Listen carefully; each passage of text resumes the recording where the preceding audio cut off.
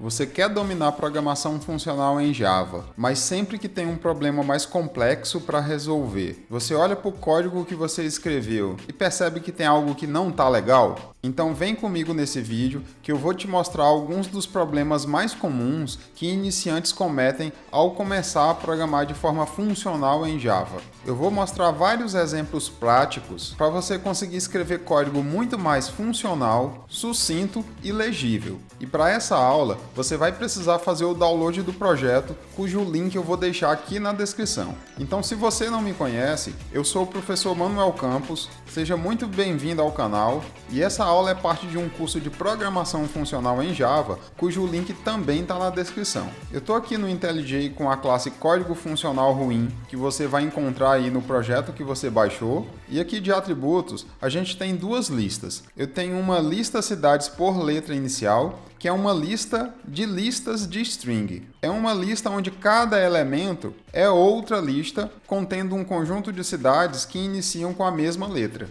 E logo abaixo eu tenho novamente uma outra lista de listas, só que agora é uma lista de integer. Cada lista interna representa a distância entre dois pontos de um polígono. Então, se você tem uma lista com 3 elementos, ela representa o tamanho ou a distância de cada lado de um triângulo. Se você tem uma lista de 5 elementos, os valores representam o tamanho de cada lado de um pentágono. No primeiro exemplo aqui, são 3 valores, então isso representa um triângulo. Então o primeiro valor aqui representa a distância do ponto A ao ponto B, o segundo do ponto B ao ponto C e o terceiro do ponto C de volta ao ponto A. Então a gente fecha aí todos os pontos do triângulo e somando esses valores a gente consegue, por exemplo, calcular o perímetro, que é a soma de todas essas distâncias. Então a gente vai usar essas duas listas aqui nos nossos exemplos. Eu tenho vários métodos implementados, eu vou para o meu primeiro método aqui, que eu chamei de código ruim 1. Como aqui, por exemplo, as cidades estão organizadas numa lista de listas, eu criei um método aqui onde eu preciso construir um mapa,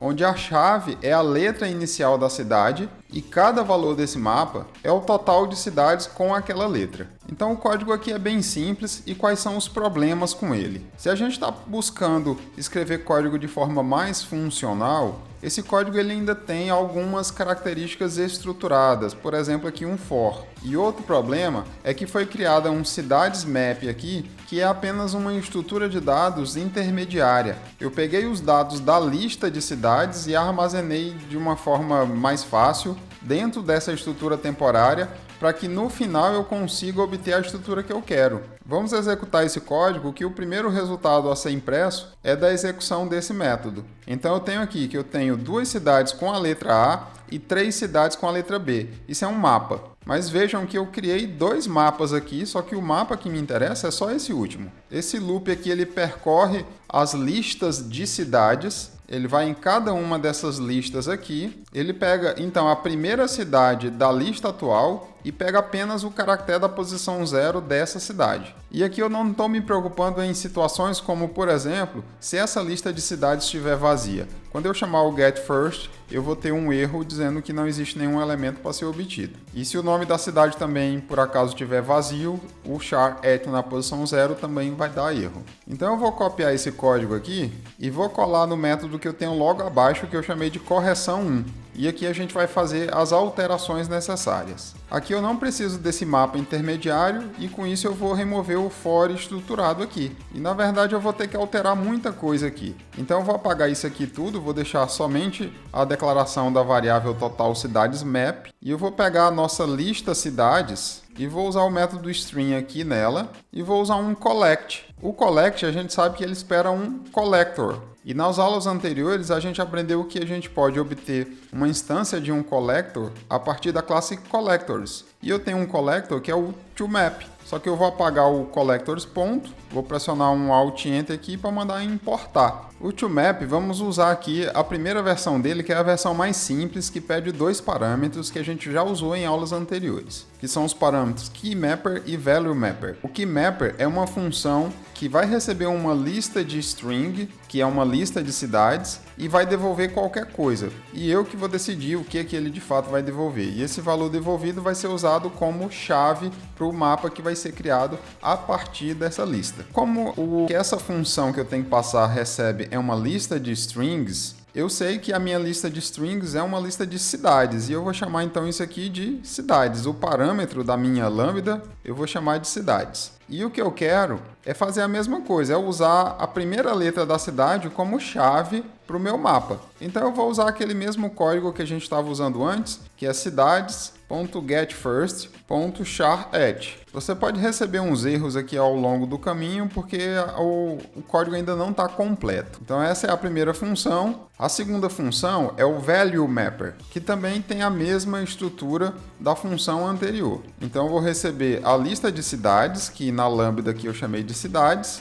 e como eu só quero o total, então eu faço cidades.size. E aqui eu posso pressionar um Alt e Enter para substituir a lambda por uma referência de método. E agora vamos executar e a gente obtém uma surpresa. Ele está dando erro, porque ele está me dizendo que tem uma chave B duplicada. E esse era um dos problemas da versão anterior. Se a gente subir lá na lista de cidades, a gente vai ver que não existem apenas 3 cidades iniciadas com B. Porque eu tenho 2 listas de cidades com B aqui. A primeira tem 2 cidades e a segunda tem 3 cidades. Então eu teria 5 cidades como resultado. Então aquela primeira implementação, além de não usar totalmente programação funcional, ela ainda pode me trazer resultados incorretos se você tiver listas de cidades aí diferentes, mas que começam com a mesma letra. E com a implementação funcional, ele vai nos avisar que a gente teria um resultado inconsistente, porque as chaves de um mapa não podem ser duplicadas, eu não posso ter 2 chaves B. Então como é que a gente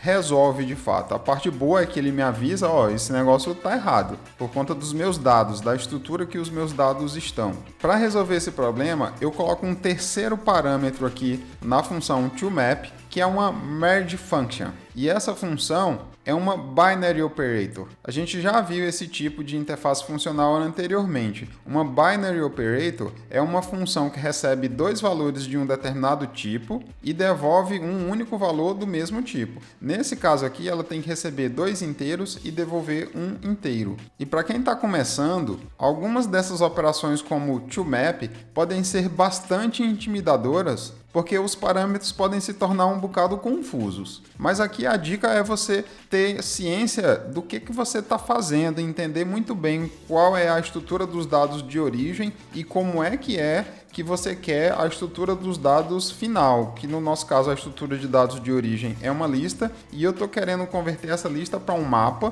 onde a chave é o nome da cidade e o valor é o total de cidades. Tendo isso em mente, aqui, como eu sei que o total é inteiro, então essa binary operator, essa função que eu preciso passar, que quando for chamada internamente vai receber um número inteiro, esse número inteiro é o total de cidades.